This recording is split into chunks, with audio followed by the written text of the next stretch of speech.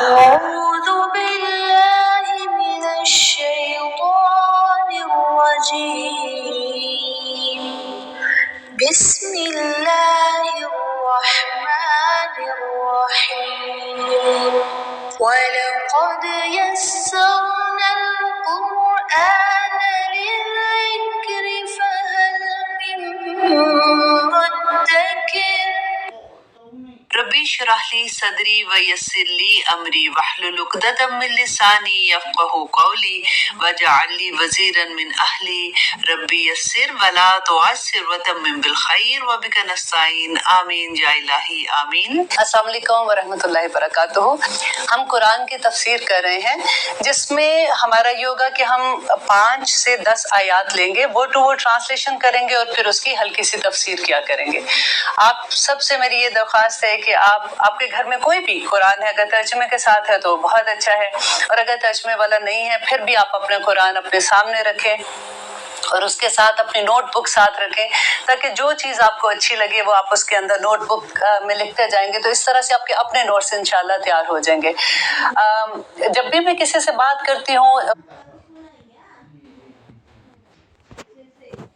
قرآن کے بارے میں یا اس کی کلاسز کے بارے میں بات ہوتی ہے تو یوزلی لوگ گھبرا جاتے ہیں کہ اب ہماری عمر بڑی ہو گئی ہے، اب ہم کیا سیکھیں گے، ہمیں یاد نہیں رہتا، ہمارے لیے بڑا مشکل ہے۔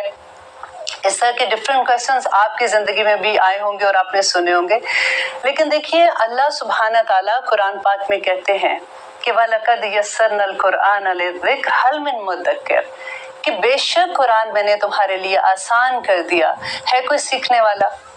اللہ کی پکار ہے قرآن میں، اور ایک صورت میں اللہ تعالیٰ نے کوئی 4 دفعہ یہی آواز لگائی ہے، اور ایک ہم ہے کہ شیطان ہمیں بہکاتا رہتا ہے، ہماری سیکھنے کا کام نہیں ہے، تم رہنے دو اس بات کو۔ دیکھیے جب ہم قرآن پڑھتے ہیں اور ہم ناظرہ قرآن پڑھتے ہیں نا، فار ایگزامپل ہم رمضان میں بھی یوزلی ہر کوئی پڑھتا ہے، ہم ایک رمضان میں 5 بھی قرآن ختم کر لیتے ہیں، لیکن کیا ہمیں سمجھ آتی ہے؟ اللہ ماشاءاللہ بہت سے لوگ ہیں الحمدللہ جن کو سمجھ آتی ہے۔ مجھے جہاں تک لگتا ہے کہ شیطان اتنا خوش ہوتا ہوگا کہ اچھی بات ہے، ان کو لگا رہنے دو، ان کو سمجھ تو آنی کوئی نہیں ہے، جب سمجھ نہیں آئے گی تو یہ عمل بھی نہیں کریں گے۔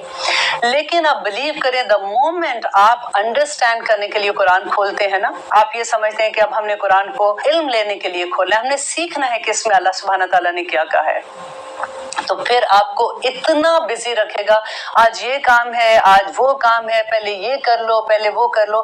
میں آپ لوگوں کو وارن کر رہی ہوں آج کہ اگر آپ واقعی قرآن کا علم سیکھنا چاہتے ہیں نا تو ابھی سے اعوذ باللہ من الشیطان الرجیم یہ بہت زیادہ پڑھنا شروع کریں اور اپنے آپ کو اللہ کی پناہ میں دے دیں کہ اللہ سبحانہ تعالیٰ ہم یہ علم سیکھنا چاہتے ہیں۔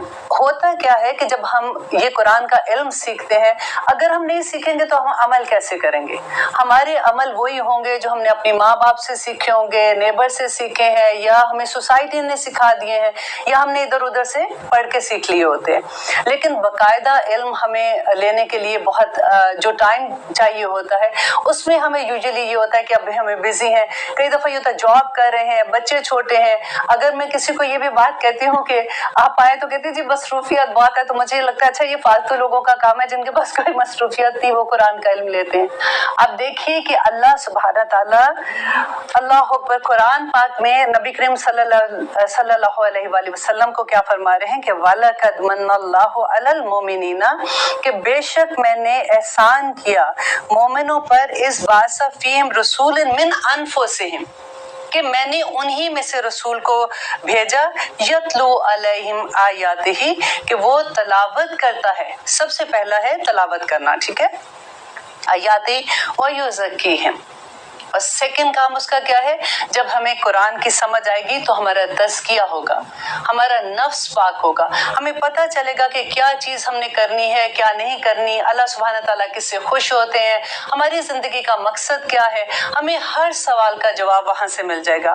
اور تیسری چیز کہتے ہیں اللہ سبحانہ تعالیٰ وَيُعَلِّمُهُمُ الْكِتَابَ، اور ان کو کتاب کی تعلیم دیتے ہیں۔ قرآن کا مقصد ایک سب سے بڑا یہ ہے کہ ان کو قرآن کی تعلیم دیتے والحکمہ، اور और उनको हिकमत सिखाते हैं। देखिए, तालीम के लिए अगर नबी करीम सल्लल्लाहु अलैहि वसल्लम जब मदीना में आए थे तो सबसे पहले वहां पे हॉस्टल बना था, जहाँ पे जो सहाबा कराम सीखते थे, उनको असहाबे सफ़ा कहते हैं, तो वो वहां पे आके तालीम लिया करते थे।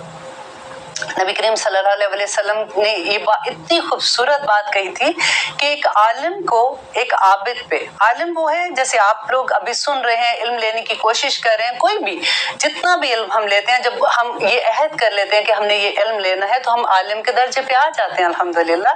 कि एक आलिम को, एक आबिद पे, वो जो पूरी रात इबादत करता है, वो जो पूरा दिन इबादत करता है, उस पर ऐसे फजीलत है जैसे नबी करीम सल्लल्लाहु अलैहि वसल्लम को उम्मत के आम आदमी पर।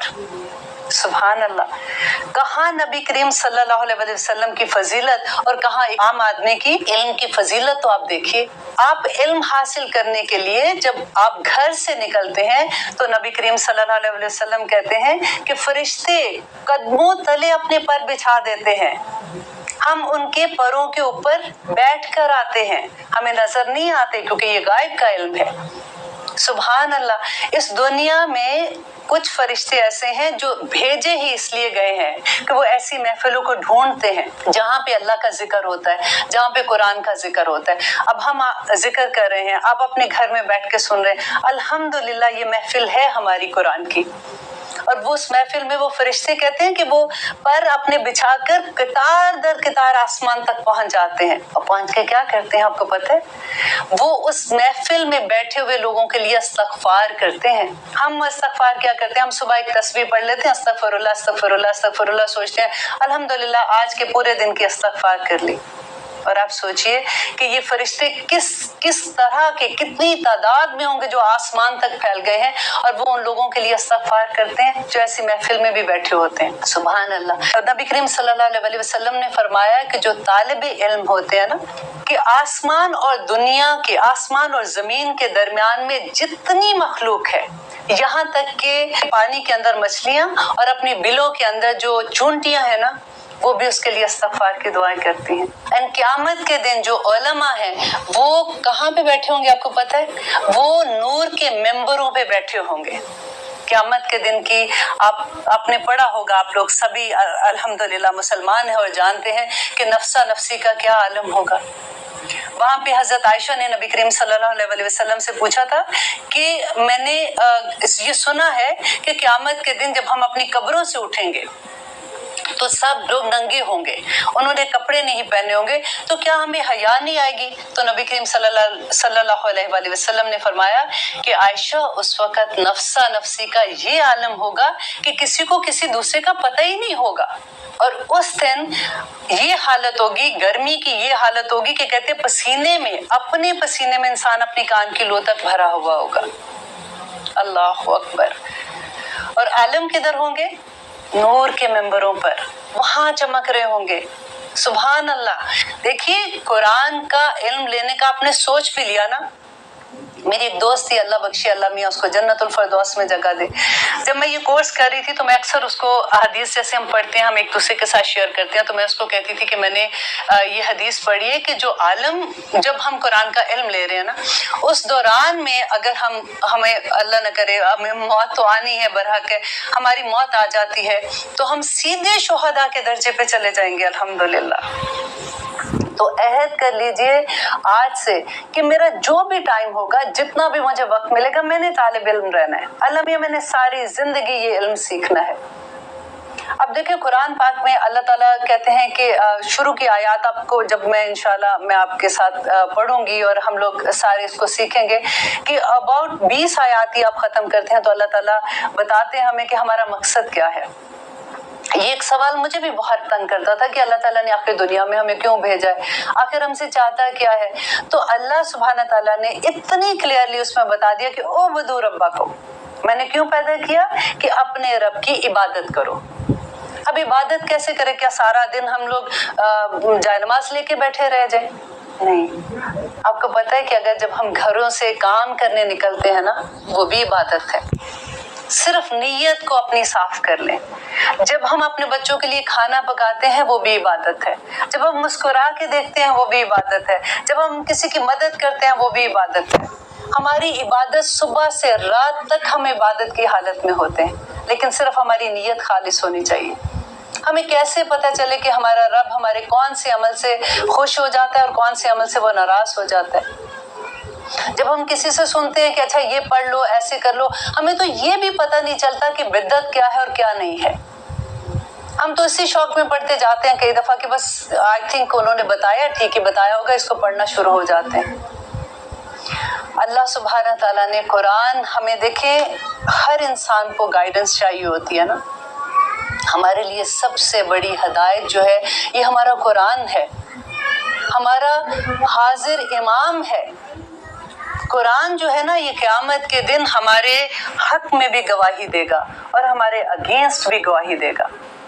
قرآن پاک میں اللہ سبحانہ تعالیٰ کہتے ہیں کہ قرآن پاک اللہ تعالیٰ سے شکایت کرے گا کہ یا رب العالمین انہوں نے مجھے چھوڑ دیا تھا۔ آپ وہ حدیث پڑھ کے دیکھیں جس میں نبی کریم صلی اللہ علیہ وسلم کی شفاعت کا بیان ہے کہ جب امت ہر نبی کے پاس جائیں گی اور ہر نبی کہیں گے کہ میرے سے یہ خطا ہوگی، ان کے پاس ہے، ان کے پاس ہے، اور آخر میں لوگ نبی کریم صلی اللہ علیہ وسلم کے پاس آئیں گے اور وہ سجدے میں گر جائیں گے، اور وہ جب تک اللہ تعالیٰ چاہے گا وہ سجدے میں رہیں گے۔ پھر جبرائیل علیہ السلام ان سے کہیں گے کہ اٹھیے، آپ جو مانگتے ہیں آپ کو دیا جائے گا، تو وہ اپنے نبی کریم صلی اللہ علیہ وسلم جو ہے وہ شفاعت اپنی امت کے لیے کریں گے۔ تو پھر اللہ سبحانہ تعالیٰ ان کو کہیں گے کہ یہ لوگوں کو آپ لے جائیں، تو وہ خود ہمیں جنت میں چھوڑ کے آئیں گے الحمدللہ، اگر ہم نیک ہوں گے تو۔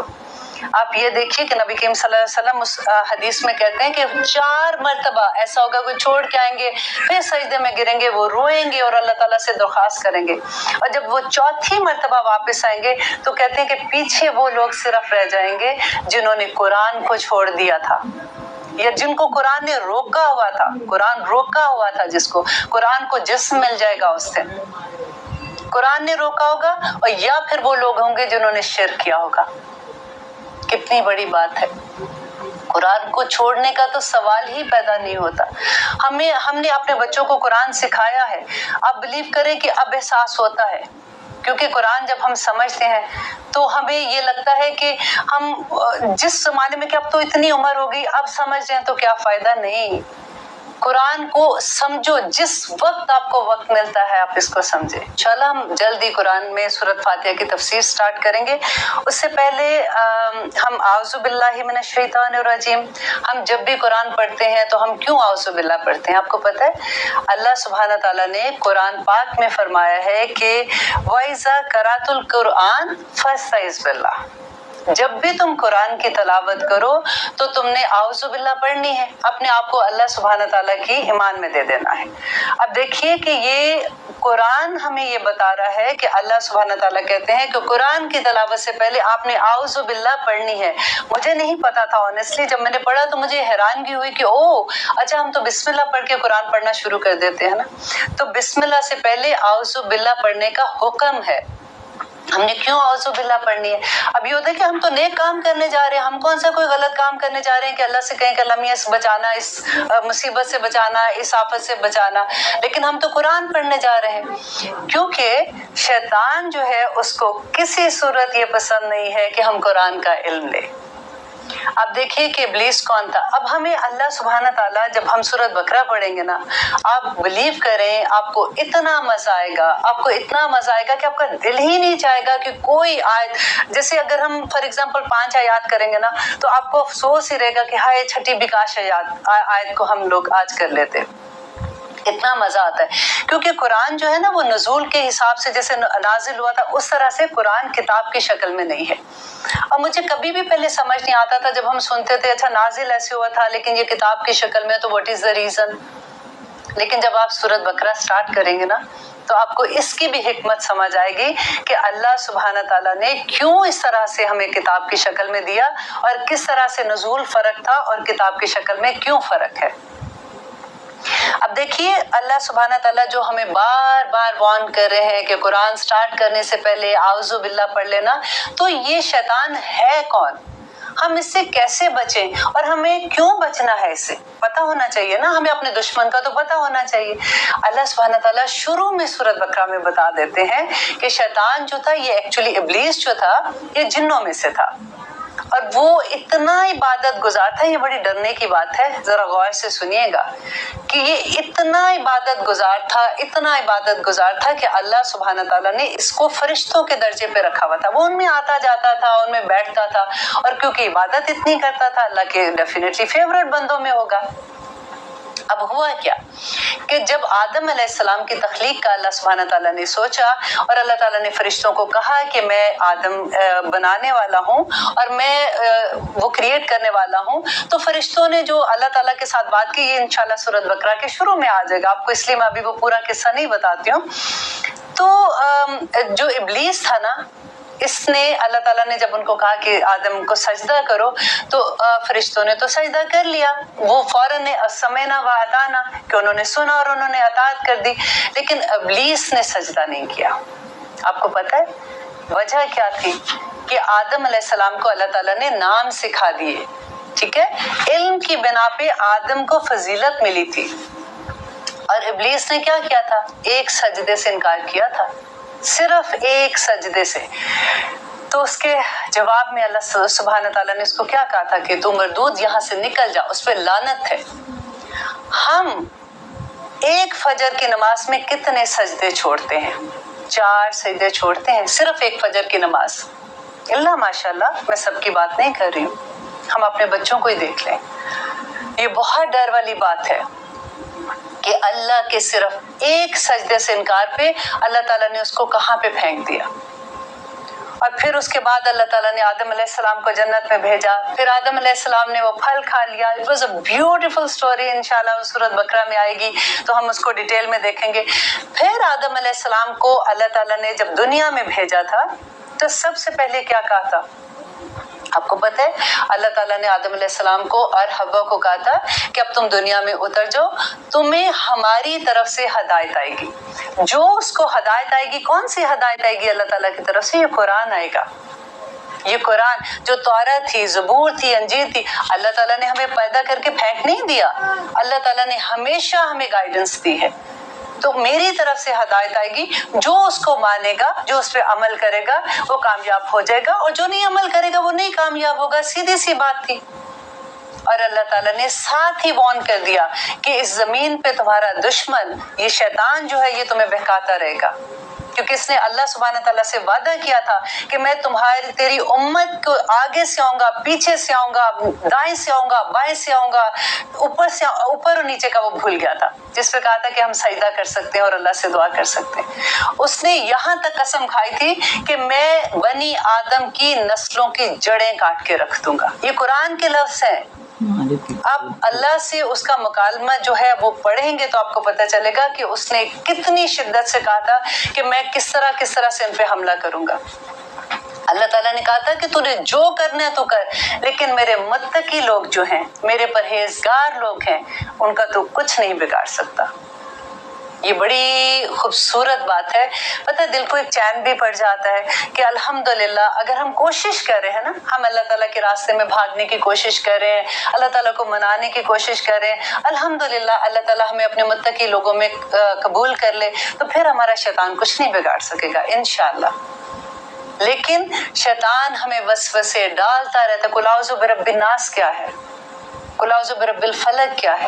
اللہ تعالیٰ نے کہا کہ ایوری نائٹ پڑھو, اپنے اوپر دم کرو. نبی کریم صلی اللہ علیہ وسلم اپنے ہاتھ پہ پھونکتے تھے, جہاں تک ہاتھ جاتا تھا وہ اس کو اپنے جسم پہ لگاتے تھے, دم کرتے تھے تاکہ شیطان سے میں دور رہوں. اور یہی امت کو سکھایا, کیونکہ نبی کریم صلی اللہ علیہ وسلم کا ہر عمل ہی امت کے لیے تھا, امت کو سکھانے کے لیے تھا. تو شیطان کے حملے سے بچنے کے لیے ہمیں قرآن کا علم, تو ہمیں جب پتہ ہوگا تو ہم کریں گے نا یہ ساری چیزیں. ایک دفعہ آپ پکا ارادہ کر لو کہ یہ کام میں نے کرنا ہے, مجھے اللہ کو منانا ہے, تو آپ دیکھنا کہ آپ کا ہر راستہ آسان ہوگا. آسان پتہ ہے کیسے ہوگا؟ نمبر 1 یہ کہ آپ پہ اللہ تعالیٰ آپ کو اپنی انشاءاللہ مدد بھیج دیں گے. فرشتے ہیں اللہ تعالیٰ کے اس کائنات میں. اللہ تعالیٰ کہتا ہے کہ جس بندے سے اللہ سبحانہ تعالیٰ محبت کرتے ہیں نا, اللہ تعالیٰ جبرائیل علیہ السلام کو 7 آسمان کے اوپر کہتے ہیں کہ جبرائیل میں اس بندے سے محبت کرتا ہوں, تو بھی اس سے محبت کر. اور जिब्राइल अलैहिस्सलाम आसमान के फरिश्तों को कहते हैं कि इससे अल्लाह मियां मोहब्बत करते हैं, तुम भी इससे मोहब्बत करो। और आसमान के फरिश्ते जमीन के फरिश्तों को कहते हैं, और जमीन के फरिश्ते जो उस बंदे के अराउंड लोग होते हैं उनमें वही कर देते हैं, कान में इल्का कर देते हैं, उनको बता देते हैं कि इस बंदे से मोहब्बत करो। कई दफा हमें हैरत नहीं होती कि हम इस बंदे को तो जानते ही नहीं है, ये हमें कितनी मोहब्बत से मिला है। और बहुत दफा ऐसे आपको होगा कि अजनबी लोग आपसे मोहब्बत कर रहे होते हैं, आपको प्यार से देख रहे होते हैं, आपसे इखलाक से बात करते हैं, तो आप समझ लें कि अल्लाह सुब्हान ताला को आप पसंद आ गए। राजी करना कैसे है? अल्लाह सुब्हान ताला ने पूरा कुरान, हम कहते हैं जी इहदिनस सिरातल मुस्तकीम पढ़ते हैं ना, सूरत फातिहा में हम पढ़ेंगे, बड़ी खूबसूरत सूरत है ये। हम कहते हैं कि इहदिनस सिरातल मुस्तकीम, अल्लाह ताला हमारी दुआ कबूल करते, पूरा कुरान हमारे आगे रख दिया कि ये है कुरान, ये है हदायत, अब लो हदायत और इस रास्ते पे चलो। क्योंकि दुनिया में भी जिल्लत है, दुनिया में भी जिल्लत है और आखिरत में भी जिल्लत है। आप देखें, अगर हम ये रास्ता छोड़ देते हैं ना, और अल्लाह सुब्हाना ताला कुरान में एक बड़ी खूबसूरत बात कहते हैं कि जो लोग कुरान को छोड़ देते हैं ना, तो सनका का लफ्ज़ आया है उधर। सनका का मतलब होता है दिल की बेचैनी, कि जो लोग कुरान को छोड़ देते हैं अल्लाह सुब्हाना ताला उनके दिल बेचैन कर देता है। अगर आप देखें कि बाज लोगों को देखते हो कि ये तो अल्लाह की इतनी नाफरमानी करते हैं, इनके पास इतनी दौलत है, कारोबार है, इनके इतने नाम है, हैरत होती है ना बाज़ दफा कि इनके ऊपर तो करम ही है अल्लाह ताला के, हमें तो करम यही लगते हैं ना। लेकिन आप ये देखें कि अल्लाह सुब्हाना ताला कुरान में कहते हैं कि दुनिया की हकीकत अल्लाह ताला के सामने एक मच्छर के पैर के ऊपर जो उसकी जूं होती है ना, एक छोटा सा कीड़ा होता है, उसके बराबर भी नहीं है। इतनी हकीर चीज है, अल्लाह सुब्हाना ताला यूं ही दे देते हैं। रहीम है ना, रहमान है, रहीम है, अल्लाह ताला यूं ही दे देते हैं। और असल जो दौलत है वो हदायत की दौलत है। जो अल्लाह सुब्हाना ताला जिसको हदायत की दौलत दे देता है उसके इधर चैन डाल देता है।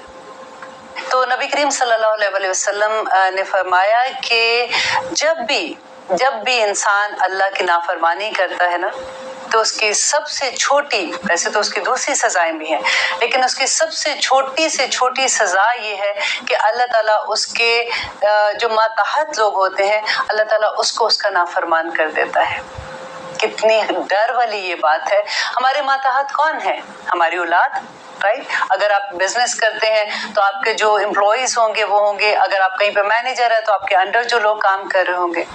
सबसे खतरनाक बात मुझे जो लगती है कि हमारे अंदर तो हमारी औलाद है ना, जब हमारी औलाद हमारी नाफरमानी करती है तो फौरन रुक के सोचें कि हमने अपने रब की नाफरमानी किधर की है, क्योंकि ये सजा अल्लाह सुब्हाना ताला की तरफ से है।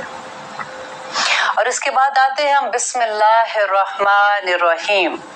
हम कुरान शुरू कर रहे हैं इंशाल्लाह। आज तो मुझे लगता है कि अल्हम्दुलिल्लाह तक नहीं पहुंच पाएंगे, लेकिन इंशाल्लाह नेक्स्ट प्रोग्राम से, क्योंकि आउज़ुबिल्लाह की डिटेल बताना भी ज़रूरी थी।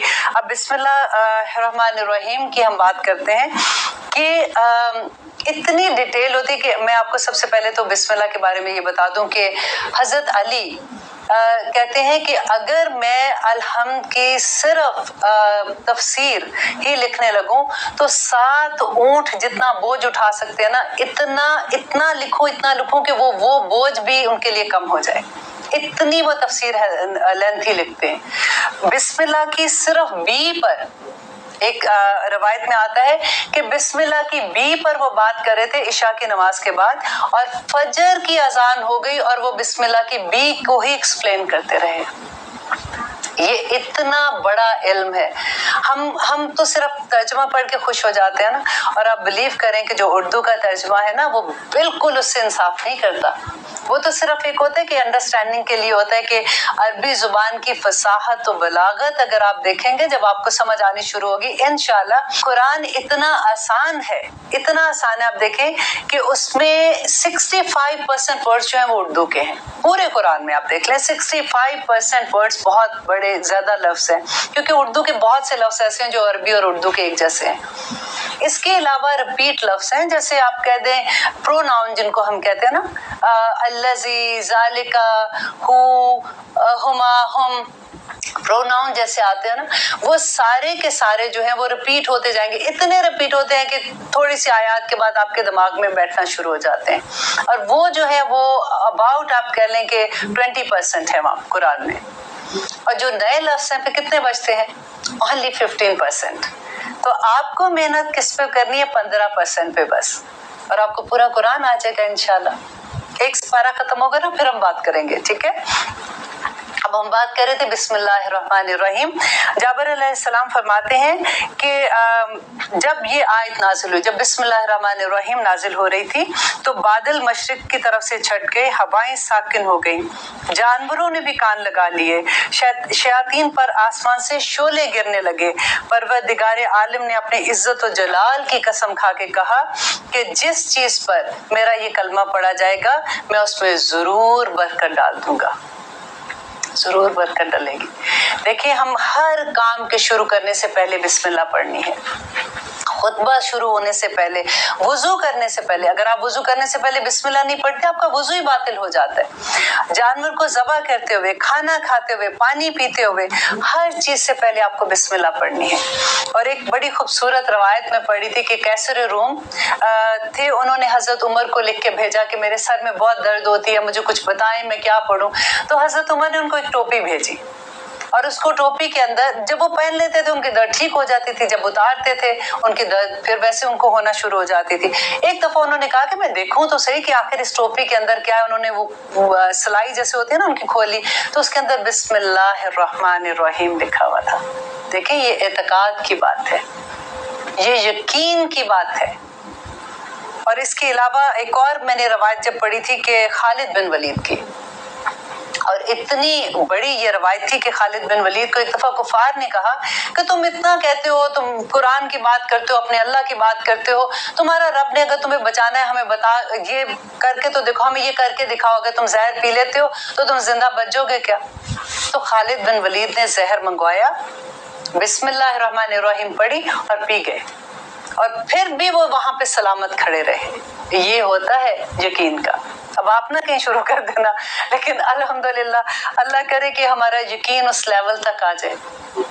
دیکھیے، جب حضرت علی کو ایک دفعہ ان کو درد ہو رہی تھی کہ کہتے تیر لگ گیا تھا پاؤں میں، تو انہوں نے کہا تھا کہ جب میں نماز کی حالت میں ہوں گی تو تب نکالنا، کیونکہ اس وقت میں اپنے اللہ سے گفتگو کر رہا ہوتا ہوں، اس وقت میں اتنا مگن ہوتا ہوں کہ مجھے اس تکلیف کا احساس نہیں ہوگا۔ اور ہم اپنی نمازیں دیکھیں، اللہ سبحانہ تعالیٰ سے ہم دعا کرتے ہیں کہ اللہ ہمیں وہ خشوع دے دے۔ وہ کیسے آئے گا؟ وہ ایسے ہی آئے گا جب ہمیں اپنے رب کی پہچان ہوگی، جب ہم اسے جانیں گے وہ ہے کون، وہ رحمان ہے، رحیم ہے، کریم ہے، ذوالجلال والاکرام ہے۔ ہمیں کیسے پتہ چلے گا کہ یہ ساری اتنی اس کی صفات جو ہے، جب ہم ان کو جانیں گے کہ وہ رب کون ہے جو ہم پہ اتنے کرم کر رہا ہے، تو تبھی اس کی ہیبت بھی ہوگی، اس سے محبت بھی ہوگی، رائٹ؟ اللہ تعالیٰ سے صرف محبت ہی ضروری نہیں ہے، کافی نہیں ہے، ضروری نہیں، غلط لفظ بول رہی ہوں، کافی نہیں ہے۔ اللہ تعالیٰ نے نبی کریم صلی اللہ علیہ وسلم کو جب بھیجا تھا تو کیا کہا تھا کہ ڈراؤ ان لوگوں کو۔ اور انذار کا جو لفظ ہے نا بڑا خوبصورت ہے، وہ ڈرانا نہیں ہوتا جیسے ہم کسی شیر کو دیکھ کے ڈر کے بھاگ گئے، وہ ڈرانا نہیں ہے۔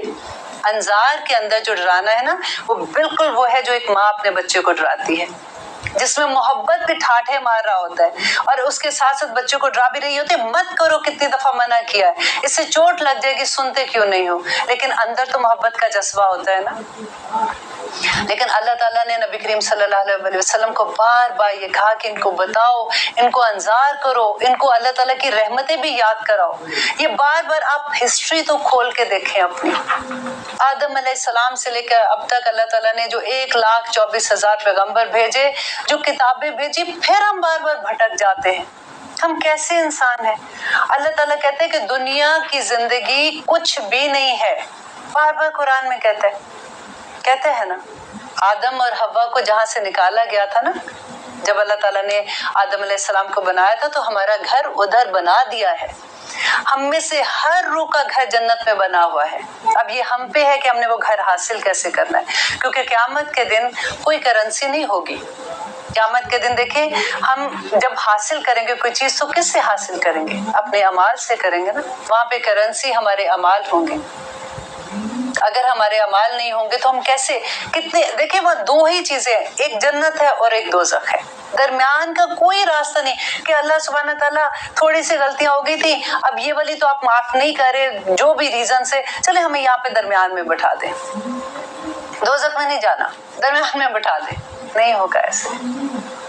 अल्लाह ताला ने कुरान में 30वें पारे में खुदा के लिए पढ़ के देखें, सूरत अल तकवीर पढ़ के देखें, अल्लाह सुब्हान ताला कैसे कैसे कहते हैं। सूरत आबसा में अल्लाह सुब्हान ताला कह रहे हैं, यौमा यफिरुल मरउ मिन अखी व उम्मिही व अबी व साहिबतिही व अबी। तो अल्लाह ताला कहते हैं कि इस दिन यफिरु, भागेगा आदमी अपने बेटे से, अपनी बीवी से, अपनी माँ से, अपने बेटे, अपने भाइयों से, अपनी बहनों से, हर रिश्ते को अल्लाह ताला ने कहा है कि वो भागेगा। क्यों भागेगा? अगली आयत में अल्लाह ताला ने कहा है कि लिकुल्लि इम्रियुन यौमइज़िन शानुन युगनी, कि उस दिन बेपरवाह हो जाएगा हर रिश्ते से। हमें यकीन नहीं आता ना, क्योंकि अभी तो हमारे अंदर रहम का जज्बा है। हम कहते हैं ऐसे कैसे हो सकता है कि हम अपने बच्चे को ऐसे आग में फेंक देंगे? ऐसे कैसे होगा कि अल्लाह ताला कहेगा क़यामत के दिन हम अपने दूध पीते हुए बच्चों को जमीन पे फेंक के आगे भागेंगे? हमारा बच्चा हमारे पास आ गया, हम कहेंगे पीछे हो जा, हम नहीं जानते। इसलिए कि क़यामत के दिन अल्लाह सुब्हान ताला रहम के जज्बे हमारे अंदर से उठा लेगा। हमारा जो ये रिश्ता होता है ना एक दूसरे के साथ, बच्चों के साथ, खामन के, बहन भाइयों, लोगों के, इंसानों के साथ, ये रहम का जज्बा है। जब रहम का जज्बा ही उठ जाएगा तो कैसे पहचानेंगे किसी एक को? हमें तो अपनी अपनी नबियों को, नबी कहेंगे नफसी नफसी, उस दिन हम तो अपने अमल देख रहे होंगे ना, कोई बचाने के लिए नहीं आएगा।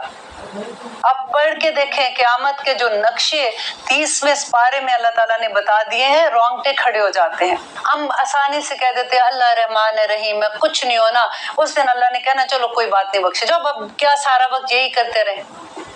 राइट, अब सारा दिन क्या यही करते रहे? अब हमने और काम भी करने हैं। भाई और काम करो, वो भी इबादत है, लेकिन अपनी नियतें तो देख लो ना कि किस लिए कर रहे हो। अल्लाह सुब्हान तआला कहता है कि चुगली ना लगाओ, वो किसी को तंग ना करो, किसी के बारे में झूठ ना बोलो। हम क्या करते हैं कि हम जो भी काम करते हैं ना, हमें इतनी आदत पड़ गई, हमें पता ही नहीं चलता कि हम कर क्या रहे हैं। अल्लाह ताला कहते हैं कि इसलिए झूठ ना बोलो कि तुम दूसरे पे जुल्म ना करो, इसलिए चुगली ना करो कि दूसरे पे जुल्म ना करो, इसलिए बहतान ना लगाओ कि दूसरे पे जुल्म ना करो, क्योंकि वो जो मजलूम है ना, उसकी अल्लाह सुब्हान ताला उस वक्त सुनता है जब सारी कायनात की सुई होती है। अल्लाह ताला उसके साथ होता है। अल्लाह ताला हमें गाइड कर रहा है कि किस तरह से तुमने दुनिया में चलना है। अगर हमारे पास गाइडेंस ना हो ना, तो हम दुनिया के सबसे बड़े शैतान बन जाए। बस अल्लाह सुब्हान ताला से दुआ है, इंशाअल्लाह अगले प्रोग्राम में अल-हम्द से हम स्टार्ट करेंगे, word to word translation and तफसीर करेंगे, और इसी तरह से हम जानते रहेंगे कि अल्लाह सुब्हान ताला हमें क्या हुक्म दे रहे हैं, और हम समेना व अताना वाले बन जाएं। और हम दुआ करते हैं कि या रब्बुल आलमीन अंता जलुल कुरान रबी कल्बी व नूर सदरी व जला हुस्नी व ज़हाबा हमी। या अल्लाह कुरान को मेरे दिल की बहार बना दे, आमीन सुम्मा। أعوذ بالله من الشيطان الرجيم